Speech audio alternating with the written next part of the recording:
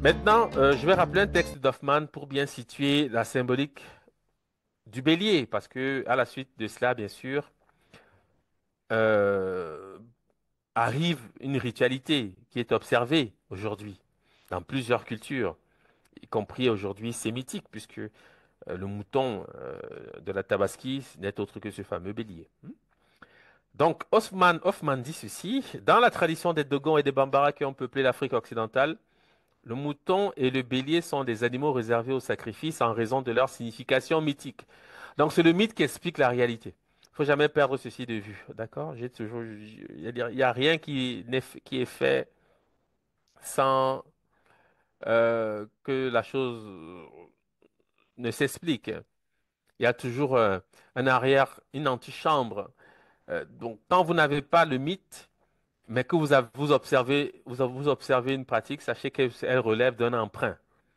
Bon, je ne sais pas ce que disent les musulmans, les docteurs de l'islam au sujet du sacrifice du mouton, hein, c'est-à-dire du bélier, pour la tabaski notamment. Je ne sais pas s'il y a une justification. Je crois que la justification vient d'Abraham, donc c'est quand même une manière d'évoquer un mythe. Mais sauf que quelquefois on veut en faire un personnage historique, bon, ce qui n'est évidemment pas le cas. Mais oui, on peut comprendre que l'antichambre, c'est le mythe raconté dans la Bible et qui est projeté dans le Coran également. Mais il faut toujours avoir ceci à l'esprit, c'est-à-dire que vous ne pouvez pas avoir une pratique qui s'explique de manière spontanée comme ça sans non. C'est parce que les choses sont racontées d'une certaine manière qu'on va avoir une habitude au niveau de la tradition. D'accord? Et pour l'islam, bon, ils vont le justifier par le pseudo-sacrifice d'Isaac, qui va être remplacé par un bélier, un mouton. C'est comme ça qu'on explique, je crois, la tabaski, mais bon, c'est une manière de dire la chose. Euh, c'est une manière de dire la chose. Mais l'originalité vient avec ce que peuvent évidemment rappeler les Soudanais, parce que c'est eux qui ont institué cette manière de faire. Il faut quand même se le dire.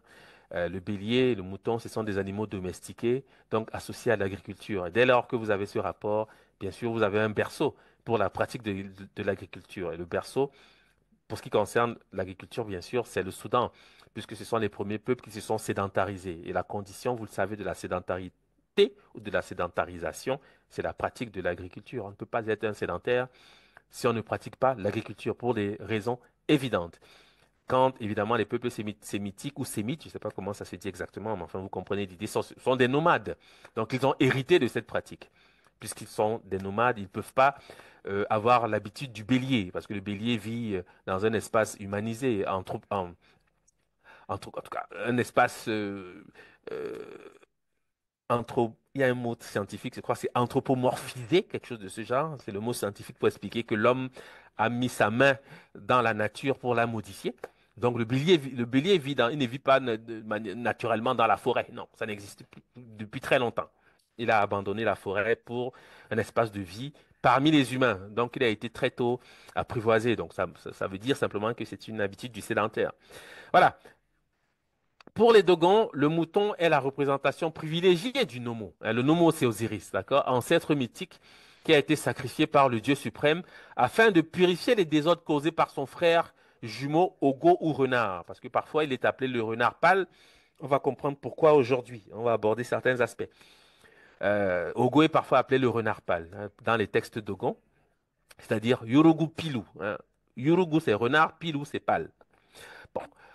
Et c'est lui Pemba, d'accord? Parce que quand Pemba va donc tricher, c'est-à-dire sortir du placenta de manière prématurée, parce qu'il n'était pas encore, on va dire, mûr pour naître, il va engendrer de l'impureté, il va commettre des actes à n'en plus finir. Hein. Les textes sont assez euh, loquaces sur ces aspects. Et la manière, avec la stratégie que Dieu va adopter pour purifier son œuvre, c'est-à-dire cet univers créé de manière prématurée. C'est pour ça que l'univers, le monde est réputé imparfait. C'est pour ça que la stratégie choisie par les Soudanais, c'est toujours la naissance d'un enfant prématuré. C'est le cas d'Horus. Bon, pour ce qui concerne Sundiata Keita, c'est-à-dire Horus dans le discours actuel, la geste du mandé, il va naître faible des membres inférieurs. C'est une manière de dire il naît imparfait. Parce que le monde est imparfait pour les raisons qu'il a été créé de manière prématurée. Donc, la stratégie d'Horus pour suivre son oncle dans cet espace prématuré, il va suivre la même stratégie. Il va également naître prématuré, c'est ce que dit Plutarque, faible des membres inférieurs, c'est-à-dire paralytique. Hmm. C'est la stratégie qui est adoptée dans les mythes pour...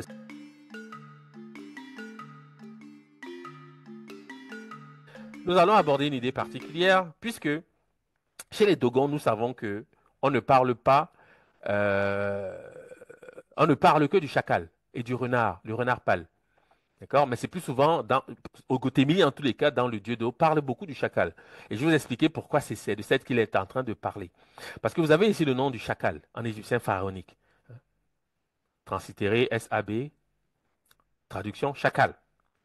Et au Gotemili, il nous dit quoi? Il nous dit que le chacal, c'est le premier-né, le fils aîné de Dieu, le fils déçu et décevant de Dieu, le rival de son père, c'est-à-dire d'Amma, autrement dit de Dieu. Et il dit, c'est à cause de sa solitude que le premier fils de Dieu agit ainsi. Né seul, disait Ogotemeli, le chacal, à cause de cela, a fait plus de choses que la bouche n'en peut dire. Bon, je sais que pour les nouveaux, ils ne comprendront pas tout à fait l'importance de cette note, parce qu'on a vu au semestre précédent les origines du mal, et on sait qu'il y a quelques liens intrinsèques avec ce qui est dit ici, mais je voulais premièrement insister sur cette figure du chacal, pour que vous sachiez que ce chacal, c'est lui le grand chien. C'est lui qui est nommé dans l'idée de constellation du grand chien, constellation à laquelle appartient évidemment Sirius, qui est appelé Canicula, c'est-à-dire petite chienne. En latin, c'est Canicula, petite chienne, qui va devenir canicule en français pour désigner la saison sèche, le temps chaud de l'année, ok, que les musulmans appellent Ramadan. D'accord? C'est la même chose, c'est la même idée. J'ai parlé du jeûne la dernière fois, c'est Souma, etc. Et donc c'est pour ça qu'on observe certains rituels ou certaines habitudes religieuses pendant cette époque-là. Ok. Bon, donc le chacal. Pourquoi j'en parle ici? C'est parce que je veux euh, ré- euh, vous faire voir comme il faut ce personnage. Parce que chez les Dogons, on parle du renard, euh, Yurugu, Yurugu Pilou, c'est comme ça qu'il est appelé, le renard pâle. Mais au Gotemili parle beaucoup du chacal. Et pourquoi il se parle du chacal? Parce que quand on représente sept, certains pourraient disputer le fait qu'il ne s'agisse pas d'un chacal, et je peux le comprendre. D'autres pourraient disputer le fait qu'il ne s'agisse pas d'un renard, je peux tout aussi le comprendre. Mais vous allez voir que la, la bonne manière de représenter sept, c'est un animal fantastique. Et je vais vous expliquer pourquoi. C'est pourquoi dans les tombes de Beni Hassan, on trouve ces animaux alignés de cette façon qui représentent sept en fait. Mais ce sont des animaux fantastiques. Aujourd'hui, on parlerait bon, de gargouilles, des choses de ce genre-là. C'est ça, hein. C'est de ça qu'il s'agit. OK? Donc, qu'est-ce que c'est que le chacal chez les Dogons? Ils le disent clairement, c'est le premier-né, le fils aîné des dieux. Bon, ici, je ne peux pas corriger, moi, Ogotemili, mais je dois quand même vous dire une chose. Enfin, ce que je veux dire, c'est que je ne me permettrai pas de corriger ce qu'il dit. Mais je crois qu'il a parlé un peu vite. Pourquoi? Parce que dans les traditions subsahariennes, et en particulier chez les Mandingues, on sait que l'enfant né premier, c'est le deuxième, quand ce sont des jumeaux. L'aîné, c'est le second. D'accord? Parce qu'il est resté plus longtemps en gestation. Donc, quand il dit ceci, je comprends ce qu'il veut dire. Mais c'est la raison pour laquelle Seth n'a pas le pouvoir en Égypte, mais Osiris. Quand les Égyptiens construisent leur récit mythique, le pouvoir revient à Osiris, pas à Seth. Et bon, il va tuer son frère parce qu'il est jaloux, etc. On comprend l'histoire. S'il était l'aîné, c'est lui qui aurait été sur le trône. Vous devez le savoir. Donc, ça montre bien que, bon, Seth est né le premier. C'est-à-dire, il est sorti le premier, mais il est le petit frère. Est-ce que je suis clair? Je crois que oui. Merci parce que je veux passer rapidement sur cet élément, mais je veux quand même le dire. On comprend pourquoi Ogotemili dit ceci, mais vous devez savoir que dans la tradition, dans la structure et les mythes, vous allez retrouver ce que je suis en train de vous dire. C'est-à-dire que c'est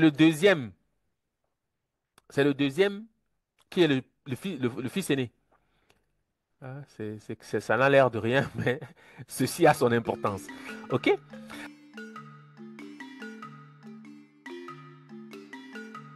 Vous avez en présence trois divinités que vous connaissez sans doute, mais en tout cas, je vais les nommer de toutes les façons. Le dieu Min, c'est celui qui se trouve à l'extrême gauche, est l'un des plus anciens, sinon le plus ancien des dieux d'Égypte. Ça, bon, vous devez le savoir, peut-être qu'on ne le sait pas toujours, donc je le dis quand même. Le dieu Min est l'un des plus anciens, si ce n'est le plus ancien dieu d'Égypte. C'est dire aussi que la notion que nous allons aborder aujourd'hui, les notions que nous allons voir aujourd'hui sont extrêmement anciennes, sont à l'origine même de l'idée de la religion, de la spiritualité, au fond de ce qu'on en fait aujourd'hui, même si on n'a plus tout à fait ce souvenir, évidemment. Mais c'est quelque chose d'extrêmement ancien. Une iconographie spécifique le présente, donc je parle ici du dieu qui est appelé Min en égyptologie, mais vous avez son nom en hiéroglyphe, sous l'aspect d'un homme ityphalique, c'est-à-dire avec le membre viril en éveil, vêtu d'une gaine momiforme, c'est-à-dire qu'il porte la gaine consacrée aux momies. Donc c'est une momie. Une apparence bien sûr qu'il partage avec Osiris, souvent représenté également ityphalique, parce que c'est le cas. On trouve parfois Osiris représenté ityphalique, et c'est une apparence que le dieu Min, entre guillemets, partage également avec celui qui est appelé Ptah, la divinité qui est appelée Ptah, divinité principale d'une ville qu'on a appelée Memphis, vêtue de la même manière. Bon, et nous allons donc premièrement essayer de comprendre pourquoi ils sont vêtus de cette façon et qu'est-ce que ça signifie, et puis quelles sont les incidences sur cette observation qu'on peut en tirer, quelles sont les informations qu'on peut en tirer. Ben, j'insiste sur ces trois figures parce que souvent, vous savez, quand on parle d'Osiris, la plupart des gens, du fait de l'égyptologie, distinguent Osiris de Ptah, distinguent Ptah d'Amon, parce que Mine, c'est Amon. Mais j'ai souvent eu l'avantage de vous rappeler qu'en fait, non. Il faut quitter ces idées parce qu'en fait, elles sont pas tout à fait justes. Ce ne sont que des manières de nommer une seule et même chose, parce qu'il y avait plusieurs écoles en Égypte antique, et ces écoles, parfois, se spécialisaient ou présentaient un peu les choses d'une certaine façon. Mais il n'y a pas de différence fondamentalement entre ces différentes figures. Et bon, c'est ce que nous allons voir aujourd'hui. Donc, premièrement, je le dis surtout à l'attention des nouveaux. Et parce que les plus anciens savent déjà plus ou moins tout ce que je suis en train de dire ici, mais quand on est nouveau, naturellement, on ne sait pas toujours ceci. On ne sait pas qu'il faut quitter l'idée d'une civilisation polythéiste. Bon, hein, c'est très loin de la réalité. Quant au fond, même si l'égyptologie a développé cette manière de voir, on peut comprendre pourquoi. Quant au fond, vous verrez que ce ne sont que des manières différentes de parler d'une seule et même chose. Donc, je reprends cette note parce que je vais parler de ces trois divinités fondamentales majeures de l'Égypte pharaonique. D'accord? Bon, moi, j'aime m'attacher à la figure d'Osiris parce qu'elle résume en fait tout ceci. J'aurais pu parler de Mine aussi souvent ou de Ptah aussi souvent, mais vu que j'ai comment dire, j'aurais pu dire une affection particulière pour Osiris, bon, je parle souvent d'Osiris avec l'idée qu'en fait je parle de toutes ces divinités qui sont des dieux de la génération. C'est comme ça qu'ils sont appelés en général. Donc le dieu Min est l'un des plus anciens, si ce n'est le plus ancien dieu d'Égypte. Une iconographie spécifique le présente sous l'aspect d'un homme ityphalique, vêtu d'une gaine momiforme, une apparence qu'il partage avec le dieu Osiris, souvent représenté ityphalique, et le dieu Ptah, vêtu de la même manière. Bon.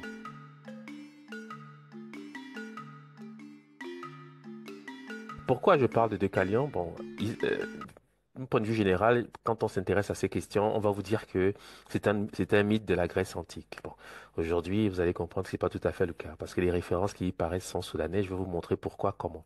Mais c'est un mythe, c'est un personnage très important. Bon, je sais que la plupart des gens, mais peut-être il y en a même peut-être parmi vous qui n'ont jamais entendu parler de Deucalion.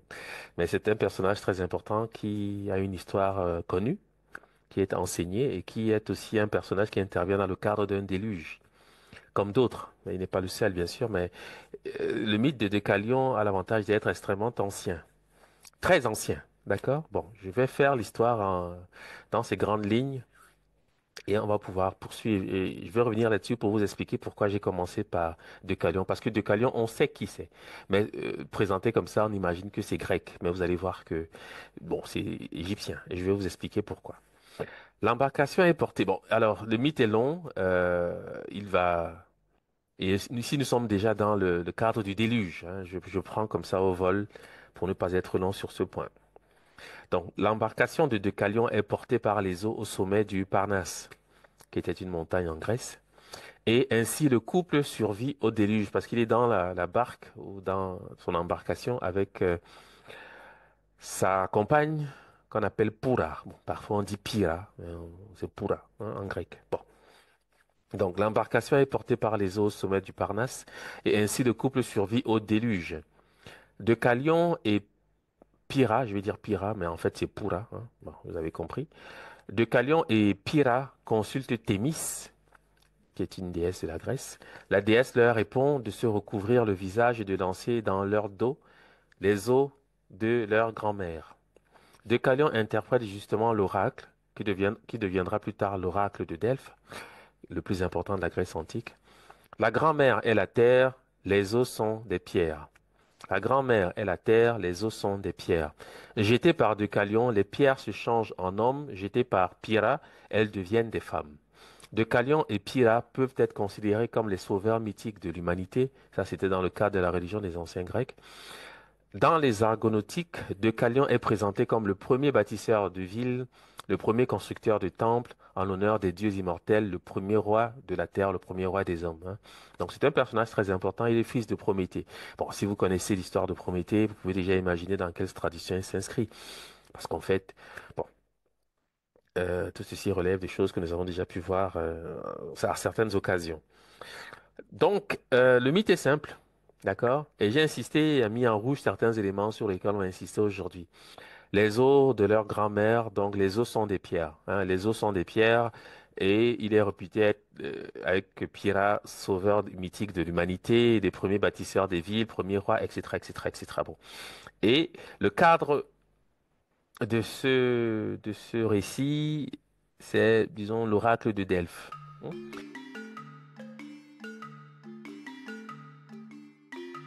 Les plaies du Christ ou sainte plaie, je le reprends une dernière fois, sont les 5 plaies des 2 mains, des 2 pieds du Christ crucifié et cloué sur la croix, et de sa plaie au flanc droit, faite par un javelot, une lance, pour constater sa mort. D'accord? C'est ce que raconte l'Évangile selon Jean, dans la Bible. Voilà. Bon, je vais donc traiter la question. Bon, je commence comme ça. J'aurais pu prendre encore du temps pour l'introduction, mais j'ai dit, oh, on va aller directement aux choses essentielles pour que vous compreniez exactement de quoi on parle. Bon. Ce symbole, vous le connaissez, c'est la croix dite Ankh en égyptologie, d'accord? Tout le monde connaît à peu près de quoi il s'agit. Symbole omniprésent dans la culture égyptienne, parce que la chose est perçue de cette façon, pas souvent bien compris dans le cadre contexte égyptologique, parce que on réduit ce symbole à l'idée vie, mais vous allez voir que c'est beaucoup plus que cela. Et je dis que pour comprendre ce symbole, cette croix qu'on appelle la croix Ankh, je sais qu'il y en a parmi vous peut-être qui en ont, il faut comprendre ce que c'est. C'est un symbole extrêmement important. Il faut comprendre ce que c'est. C'est la raison pour laquelle aujourd'hui je vais prendre la peine vraiment de vous éclairer, ou de vous expliquer certains aspects liés à se rattacher à ce symbole qu'on appelle, bon, de manière régulière ou vulgaire, la croix Ankh. On peut, par commodité, on peut le dire, mais euh, pour ce qui nous concerne, on dira plutôt vie du monde. Adunu Kine, c'est son nom. Les Dogons l'appellent de cette façon, d'accord? Aduno Kine, qui signifie littéralement vie ou nez du monde, parce que Kine veut dire vie et veut dire nez, souffle, etc. Au sein des langues Dogon, d'accord? Aduno, c'est le monde ici-bas. J'insiste parce que c'est pas le monde invisible, d'accord? Aduno, c'est spécifiquement le monde ici-bas. C'est vraiment ça. Mais, donc on traduit Aduno ou Dunia parfois. En Bambara, on peut dire Dien ou Dunia. D'ailleurs, pour votre information, en Bambara, il existe un symbole qu'on a souvent analysé qui s'appelle Dien Konona. Dien Konona, le dedans de l'univers. C'est un œil, c'est l'œil d'Horus, qu'on appelle aussi Kara, d'ailleurs, et qui est le nom d'Horus même. Kara, c'est son nom même. Bon, je n'en parle pas ici parce que je- j'aurai peut-être l'occasion d'y revenir. Il y en a parmi vous qui sauront quand même de quoi je suis en train de parler. Eh bien, Dien Konona, en Bambara, littéralement, signifie le dedans de l'univers. Ce Dien-là, parce que le Bambara peut dire Dien ou Dunia, ou Duninia. Ben, il y a plusieurs mutations, plusieurs formes, manières de le dire, d'accord? Mais généralement, en Bambara, on dit Dien ou Dien ou Dunia, d'accord? C'est le monde ici-bas. Et cet œil, bon, vous le connaissez, Kara, c'est quoi? C'est le mouvement, le tournement primordial qui va créer une ouverture. Cette ouverture, c'est le monde qui devient le cartouche, etc. Donc, c'est ce dédent de l'univers dans lequel on inscrit le nom du pharaon qu'on appelle Dunya. Le monde ici-bas. Différent du monde intelligible. Parce que le monde ici-bas, c'est Horus, c'est le monde manifesté. C'est le monde manifesté, hein. C'est-à-dire l'image visible et sensible du non manifesté, ou si vous voulez du monde intelligible, ou si vous voulez du monde de l'intellect, qui est Osiris. C'est sa projection qu'on appelle Dunya. Voici pourquoi d'autres disent Adonai. C'est de lui qu'on parle, c'est son nom. D'autres disent Adonis, c'est encore lui, parce que Adonis c'est Osiris en Phénicie, c'est son nom. D'accord? Les Hébreux traduisent Adonai par Seigneur. C'est un déplacement de sens. Parce qu'on sait que c'est en arrière, c'est Osiris. Enfin, on va dire Osiris par commodité. C'est-à-dire Dieu. Bon, disons ça de manière triviale pour qu'on comprenne bien de quoi je parle. D'accord?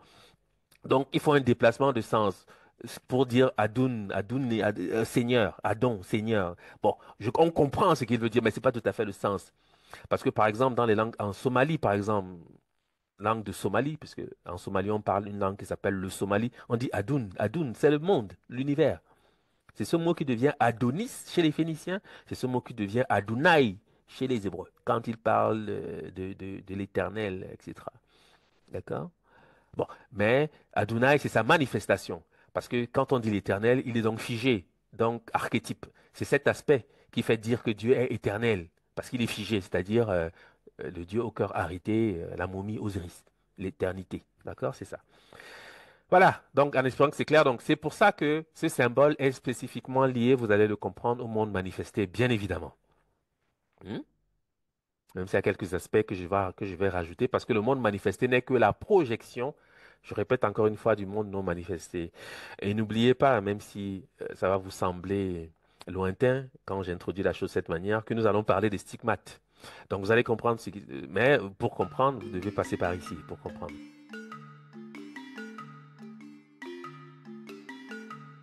Le minerai de fer en Égypte antique est décrit par une expression qui traduit littéralement métal du ciel. C'est ce que je viens de rappeler. Et on en déduit qu'il devait s'agir de fer d'origine météorique. Est-ce que vous savez qu'il y a le fer peut avoir, le métal en général peut avoir des origines soit météoritiques ou météoriques, si vous voulez, ou provenant des profondeurs du sol ou de la terre. D'accord? Donc, pour cette expression, les égyptologues abordent la question de cette manière, puisqu'ils comprennent que cette graphie signifie métal du ciel, alors naturellement on se tourne vers le ciel pour imaginer que les anciens Égyptiens, par cette expression, signifiaient le fer d'origine météorique, avec l'idée que chacun sait ce que c'est qu'un météore. Évidemment, je crois que c'est évident. D'accord? Donc, une théorie officielle, revisitée depuis lors par les travaux de professeur Cheikh Anta Diop, situait les premiers foyers de production du fer en Anatolie, c'est-à-dire dans l'actuelle Turquie. Si vous voulez, la Grèce antique, parce qu'en fait, la Turquie, c'est la Grèce antique. On ne le sait pas toujours, mais quand on parle de la Turquie aujourd'hui, c'est la Grèce antique. Parce que la Grèce, comme vous le saviez, et la Turquie, c'est des pays voisins. En fait, c'est le même territoire. Par l'évolution de l'histoire, a su se séparer, mais enfin, c'est la même histoire. D'accord? Donc, une théorie, jusqu'ici, d'ailleurs, c'est ce que vous allez lire parfois dans certains ouvrages qui traitent de l'origine du fer, ou du traitement des métaux en général. On va toujours vous expliquer qu'en fait, les premières productions, voilà, c'est en Anatolie. Bon, il faut comprendre que c'est un biais culturel, c'est une sorte d'eurocentrisme, parce que la réalité n'est pas celle-ci.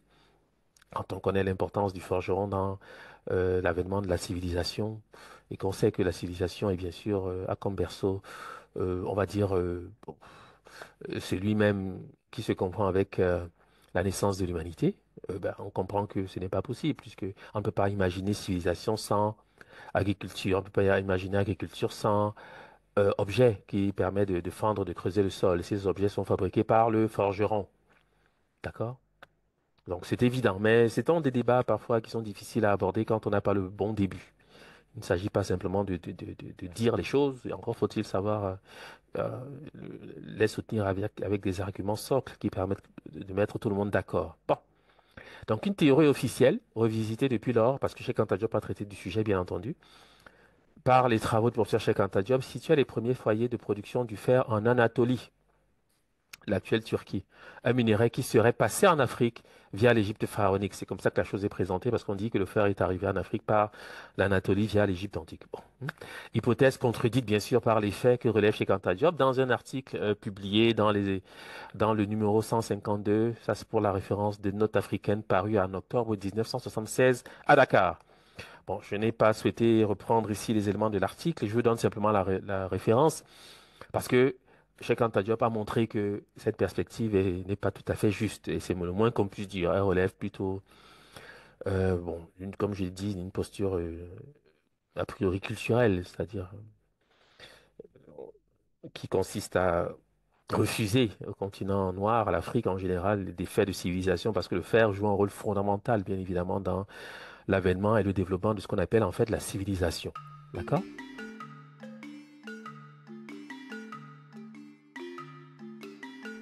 Avec la note qui suit. Les principes spirituels qui animent le corps, je parle ici bien sûr la tradition Dogon en particulier, la tradition Dogon en particulier. Ok.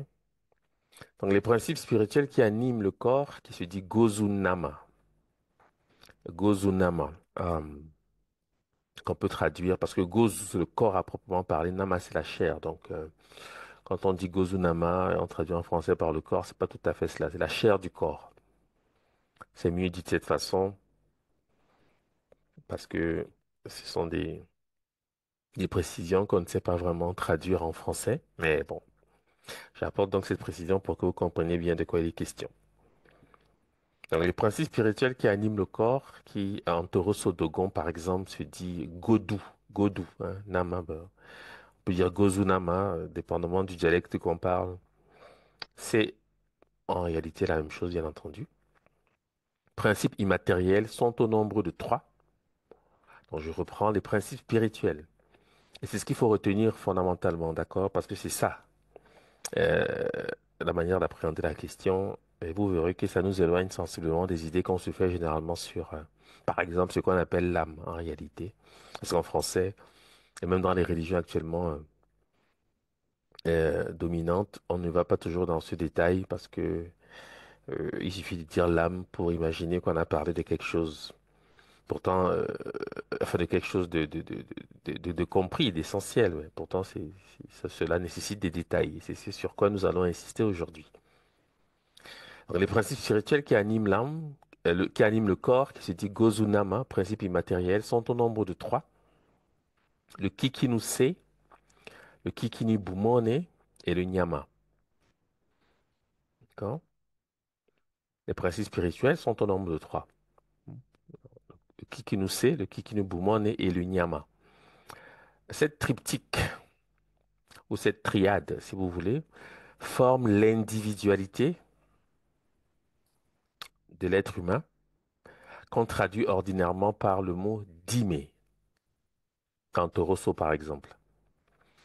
Euh, c'est Germaine Dieterlen qui traduit de la sorte, parce qu'elle traduit dit mais par l'individualité. Bon, je comprends pourquoi elle le dit, mais en réalité, c'est pas tout à fait cela.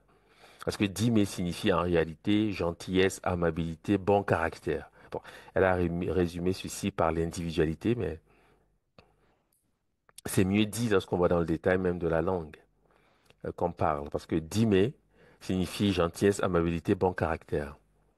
Donc, cela s'entend lorsqu'on parle de l'individualité, puisque c'est censé définir le caractère. Mais ce sont des éléments essentiellement positifs que j'annonce ici. D'accord? Bon.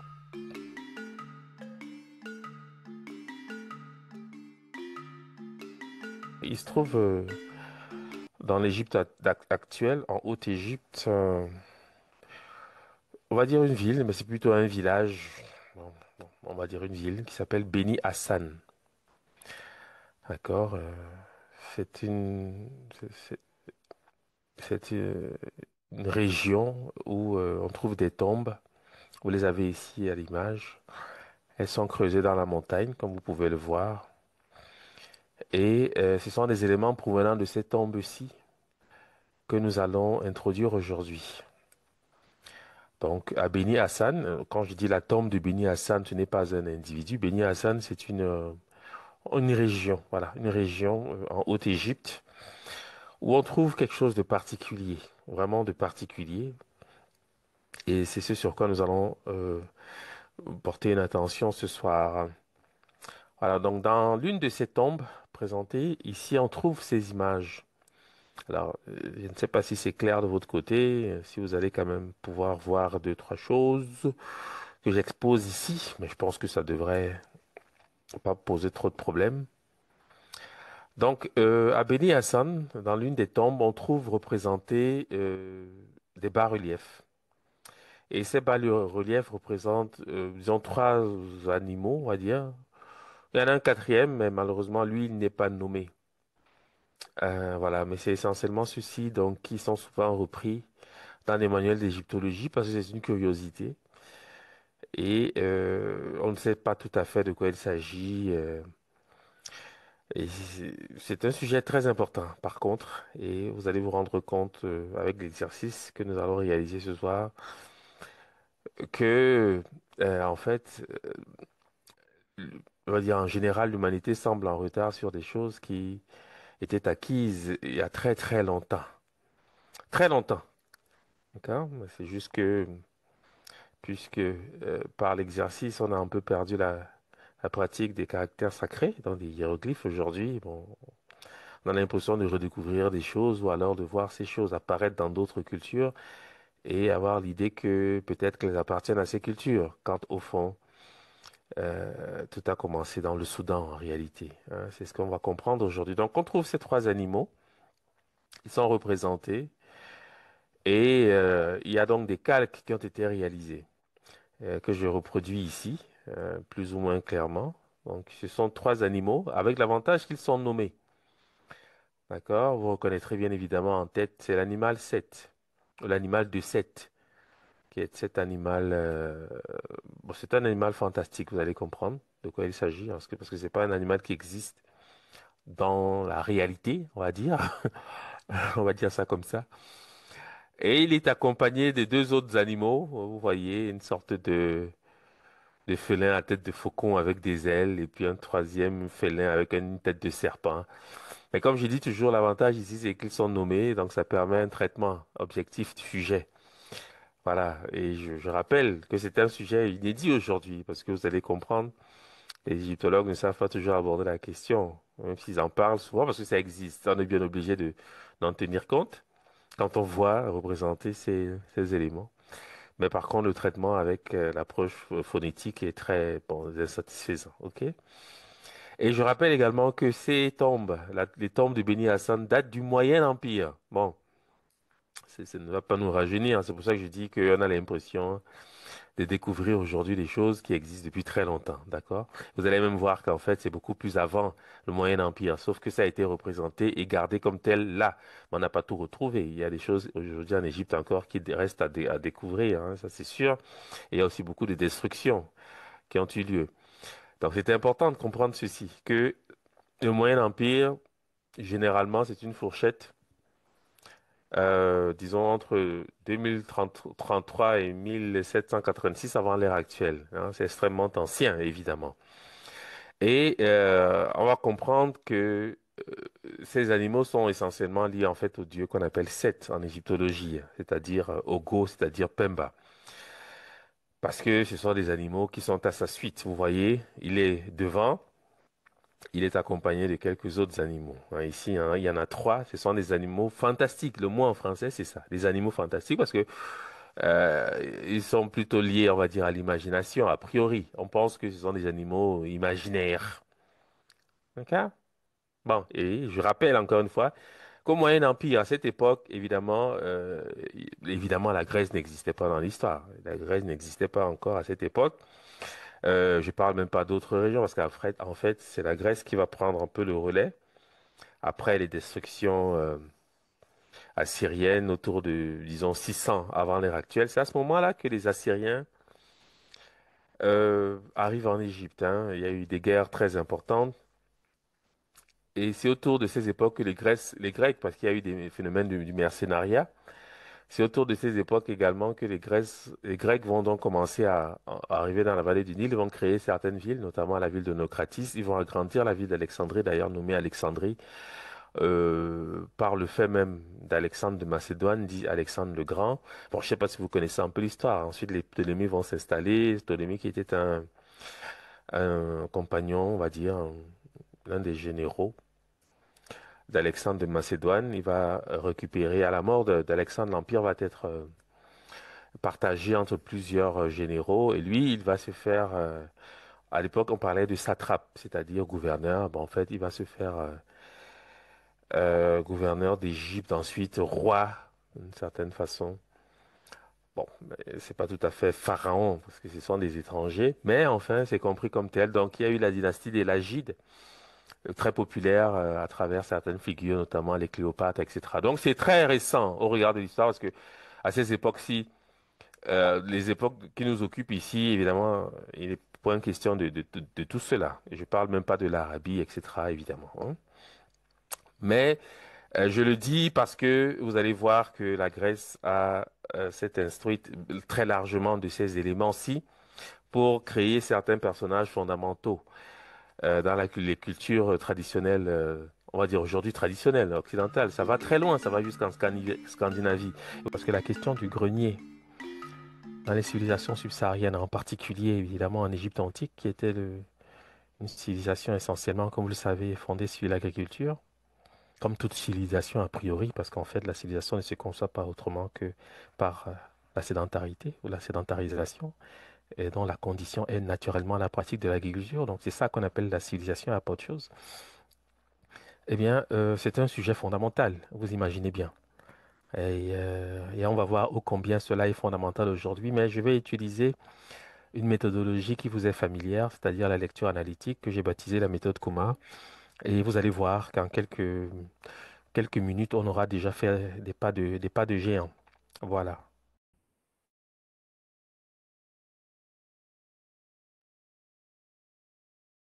Alors, je commencerai par évidemment rappeler la graphie. D'accord? Évidemment, je l'ai remarqué dans vos copies, il existe plusieurs variantes graphiques, mais en général, le thème proposé, le voici. Nous avons un ensemble de signes. Ici, c'est trois signes. Ils n'ont pas tous la même valeur, naturellement. Vous avez la codification, la translittération, la traduction, c'est grenier.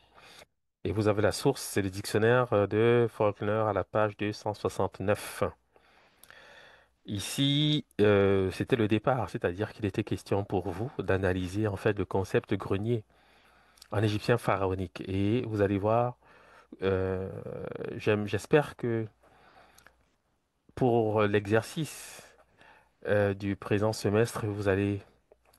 Bon, il est un peu différent parce que vous allez voir, c'est pas tout à fait un traitement hiéroglyphique à ce moment-là, mais j'aimerais vous amener à considérer les choses simples, de manière simple. Vous allez voir, c'est quand c'est simple que c'est facile.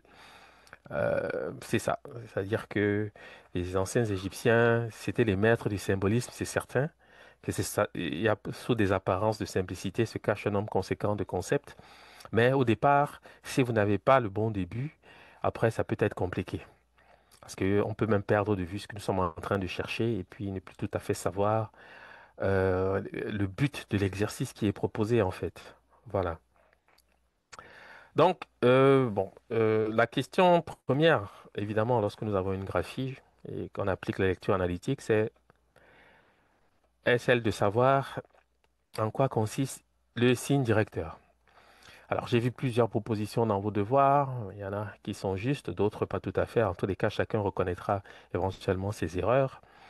Mais je vous prie de considérer que le déterminatif n'est jamais le signe directeur. Jamais. Le déterminatif n'est jamais le signe directeur. Et dans une graphie comme celle-ci, bon, je vais donner les signes d'après leur code parce que vous pouvez les voir. Le signe W24 n'est jamais un signe directeur dans ce contexte. C'est un complément phonétique, c'est-à-dire cette sorte de pot, hein, ce vase que les égyptologues appellent le vase nou. Il n'est, parce qu'il est récurrent. Il est souvent pour indiquer soit le masculin, pour indiquer, et bon, généralement c'est le pluriel. D'accord? Ou voilà. Mais il peut être analysé en contexte parce qu'on parle du grenier. Rien n'est jamais vain. C'est-à-dire aucun signe n'est inutile, c'est certain, mais il ne faut pas se compliquer la tâche pour un début. Non. Et évidemment, la désinence, c'est-à-dire la galette de pain, on va dire ça comme ça, ne peut pas être dans ce contexte un signe directeur. Donc le signe directeur est tout à fait trouvé.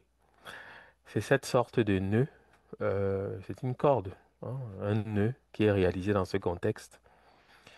Et c'est déjà un bon début parce qu'en fait, si vous êtes même attentif, bon, je vais déjà vous le dire parce que je risque de l'oublier. C'est un signe que vous connaissez. Mhm. Parce que ce signe-ci, c'est ce que les chrétiens appellent la veshica piscis. C'est le symbole du christianisme, en fait, l'un des symboles retenus par les chrétiens. Je vais vous expliquer pourquoi. Parce que je le dis maintenant pour ne pas avoir à l'oublier plus tard. Parce que je pourrais l'oublier. Parce que, bon, évidemment, si je m'applique à décrire les liens entre la civilisation égyptienne et le christianisme, je peux le faire. Mais est-ce vraiment le but de l'exercice ici présent? Non, je ne crois pas. Donc, je pourrais oublier. D'accord? Parce que je n'ai pas focalisé mon propos sur cette perspective. Mais déjà, je vous le dis, c'est ce signe qui donne naissance au poisson. Bon, c'est un symbole chrétien, hein. Bon, chrétien, entre guillemets. Il est égyptien, la preuve, le voici.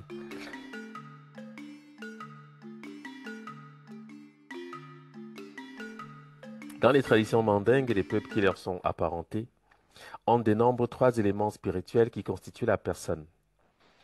Dans les traditions mandingues et les peuples qui leur sont apparentés ont dénombrent trois éléments spirituels qui constituent la personne, l'âme, le double et la force vitale. Bon, il faut savoir que quand on traduit les mots auxquels conviennent ces notions dans les langues subsahariennes, généralement, on met âme partout parce que c'est difficile pour la langue française de rendre compte de certaines spécificités. On comprend cela aisément. Donc, à chaque fois, on va traduire par âme quand on parle d'un élément spirituel. Mais bon, avec le détail, on comprend que ce sont les constituants de l'âme. Tous ces éléments constituent l'âme, puisque l'âme est le réceptacle de la vie spirituelle. Mais bon, c'est toujours une difficulté quand on aborde des questions avec un vocabulaire bon, relativement, objectivement limité. Parce que on va traduire partout par âme. Bon, c'est pas tout à fait cela. Donc c'est pour ça que je dis les choses ainsi. Mais quand je dis le double c'est l'âme. C'est une composante de l'âme. La force vitale, c'est une composante de l'âme.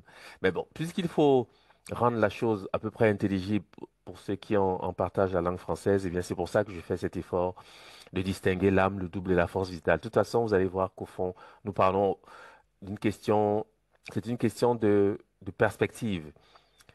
Parce qu'à la base, et à partir de cette base se construit la vie spirituelle. Il y a plusieurs étages, mais qui n'ont pas la même fonction. Mais voilà, c'est difficile de rendre les choses aussi aisément qu'on peut le faire quand on étudie, par exemple, à partir des corpus soudanais. C'est ce que nous allons faire aujourd'hui. Je vous souhaite la bienvenue à cette 11e séance du présent semestre, c'est-à-dire l'avant-dernière séance du semestre. Aujourd'hui, nous allons parler, bon, évidemment, du dieu Osiris, cela s'entend, puisque le titre consacrant cette présente séance est le dieu Osiris et le pélican. C'est un aspect qui est méconnu, très peu connu, voilà, mais très important, ce qui va nous permettre d'aborder euh, cette figure dans ce qu'elle est d'essentiel, si on peut dire. Disons, c'est un aspect spécifique qui est souvent récurrent, mais vous allez voir par quel moyen la chose est comprise. Voilà. Donc, sans plus tarder, je commence l'introduction comme suit. Dans un article qui a pour titre Le pélican céleste dans les textes funéraires égyptiens, Christian Canuyet. Alors, qui est Christian Canuyet? Christian Canuyet, c'était un professeur d'histoire à l'Université catholique de Lille. D'accord? Bon, il a une très forte, puisque c'est une université catholique, donc il est très intéressé par le christianisme dans ses travaux. Étant chrétien lui-même, c'est un aspect qu'il évidemment met parfois en avant dans ses travaux. Cela s'entend, puisque je le répète encore une fois, c'est un professeur d'histoire à l'Université catholique de Lille, c'est-à-dire dans le nord de la France. Donc, dans un article qui a pour titre Le pélican céleste dans les textes funéraires égyptiens, Christian Canuyé fait remarquer que la symbolique chrétienne du pélican, image du Christ sauveur, tire sans doute ses origines de l'Égypte pharaonique. Certains textes des cercueils, c'est-à-dire des sarcophages, c'est ce qu'il appelle des textes des cercueils, c'est des textes des sarcophages, hein, du Moyen Empire évoquant la sollicitude du pélican identifié à Osiris envers sa progéniture nidicole, une sollicitude qui, dans les confines textes, c'est-à-dire les textes des sarcophages, semble même amener le grand oiseau à se lacérer la poitrine pour nourrir ses petits. C'est précisément cette image qu'on retrouvera dans le christianisme comme symbole du Christ versant son sang pour sauver l'humanité. Donc, je vais prendre cette note parce que c'est un aspect, bon, premièrement, de la civilisation, de la tradition égyptienne qui n'est pas connu, et évidemment du christianisme aussi, qui n'est connu que par, on va dire, les spécialistes ou ceux qui s'intéressent de manière, euh, im- comment dire, de manière importante, si je puis dire, enfin, ou si vous voulez, scientifique ou intellectuelle, je ne sais comment le dire, à l'iconographie chrétienne qui met en scène la figure du Christ. Parce que je suis à peu près sûr qu'il y en a parmi vous qui n'ont jamais su qu'il y avait un lien entre le Christ sauveur et le pélican. Hein, voilà. Donc c'est d'où l'intérêt aussi pour moi de clarifier ce point, de vous en parler ce soir. Donc, dans un article qui a pour titre Le pélican céleste dans les textes funéraires égyptiens, Christian Canuyet fait remarquer que la symbolique chrétienne du pélican, image du Christ sauveur, tire sans doute ses origines de l'Égypte pharaonique. Certains textes des cercueils, c'est-à-dire des sarcophages, du Moyen Empire évoquant la sollicitude du pélican identifié à Osiris envers sa progéniture nidicole. Une sollicitude qui, dans les textes des sarcophages, semble même amener le grand oiseau à se lacérer la poitrine pour nourrir ses petits. C'est précisément cette image qu'on retrouvera dans le christianisme comme symbole du Christ versant son sang pour sauver l'humanité. Bon, c'est très important.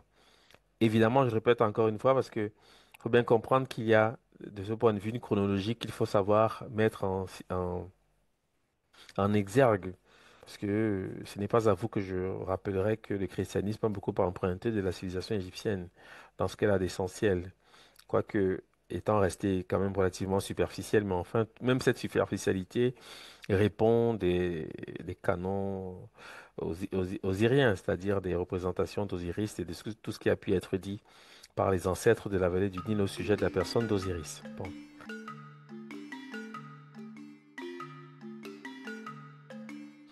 C'est une fête euh, prétendument de jubilé à partir de la 30e année de règne du pharaon, c'est ce que vous lisez. Et durant cette fête, le pharaon observait un certain nombre d'épreuves qui avaient pour but de vérifier son aptitude à gouverner. Hein, je résume à peu près ce que vous avez dit, et c'est à peu près ce que vous allez lire, naturellement, dans la littérature commune, en égyptologie, jusqu'ici. D'accord? Parce qu'aujourd'hui, on va comprendre de quoi il s'agit exactement. D'accord? Bon. Alors, je commencerai par un commentaire d'Alexandre Mouret, qui était un égyptologue français. Il a beaucoup travaillé sur cette question. Donc, je vais lire le texte et, si nécessaire, je ferai quelques commentaires au passage. C'est ici que se pose le problème d'une fête énigmatique, nous dit Alexandre Mouret. C'est ici que se pose le problème d'une fête énigmatique, la fête Cède ou jubilé des fêtes Cède, dont l'importance était sans égale pour le roi. Donc, il faut déjà mesurer. Alors, je le dis comme ça, avec gravité, vous devez savoir que c'est la fête la plus importante en Égypte antique. D'accord? C'est la célébration la plus fastueuse, la plus importante en Égypte antique. C'est aussi la raison pour laquelle j'aborde cette question aujourd'hui, parce que naturellement, il y a plusieurs fêtes dans le calendrier égyptien. Mais celle dont il doit être question ce soir, c'est la plus importante pour le royaume, pour l'État, la Confédération des anciens Soudanais. D'accord? Donc, c'est quand même important. Et je vous prierai donc pour ce motif, naturellement, d'être attentif, parce que c'est très important. Et euh, en une certaine mesure, c'est inédit ce que nous allons faire ce soir. Hmm? Bon. C'est ici que se pose le problème d'une fête énigmatique, la fête Cède ou jubilé des fêtes Cède, dont l'importance était sans égale pour le roi, si l'on en juge par son antiquité, sa persistance et sa fréquence. Attesté depuis les premiers rois, Tinite et même pré-Tinite. C'est-à-dire, parce que je clarifie, parce que quand on dit Tinite, peut-être que vous ne savez pas de quoi on parle. On est en train de parler ici de la première dynastie, vers 3000 ans avant l'ère actuelle. C'est-à-dire vers 5000 ans, si on compte avant l'heure d'aujourd'hui, à peu près. Hein. J'arrondis un peu, mais vous comprenez l'idée. Hmm. C'est extrêmement ancien et c'est même prétinite, c'est-à-dire avant la première dynastie, elle est déjà attestée. Donc, elle est extrêmement ancienne et c'est la plus importante du royaume de l'Égypte, de la civilisation égyptienne. Donc, attestée depuis les premiers rois, Tinite et même Prétinite, elle ne cesse pendant 4000 ans d'être célébrée par les rois d'Égypte, y compris l'époque gréco-romaine. Ça veut dire que elle a été célébrée par les pharaons indigènes, ou si vous voulez autochtones, et par les étrangers successifs qui se sont emparés, je peux le dire de cette façon, du royaume, du pouvoir en Égypte, dont notamment les Lagides et évidemment les Romains. D'accord? Bon. Et donc ça veut dire qu'il y a quelque chose d'inédit dans cette célébration-là, qui fait que même étrangers, les pharaons ou les rois, parce qu'un pharaon, le titre de pharaon est fondamentalement lié au fait d'être un indigène de la vallée du Nil. Donc, on ne peut pas vraiment considérer les Lagides comme des pharaons, c'était des basileus. C'est comme ça qu'ils s'appelaient eux-mêmes. Basileus, c'est le mot grec pour dire roi. Ils ne se qualifiaient pas de pharaon, bon, mais on va dire pharaon en général en égyptologie parce que ils avaient l'attirail des pharaons. Ils s'habillaient comme les pharaons, ils avaient les mêmes offices, voilà, si vous voulez. Mais c'était des basileus, c'est bien quand même de le rappeler. Et eux-mêmes, ils se présentaient de cette façon parce que le titre de pharaon est fondamentalement attaché au fait d'être un autochtone de la vallée du Nil. Ok.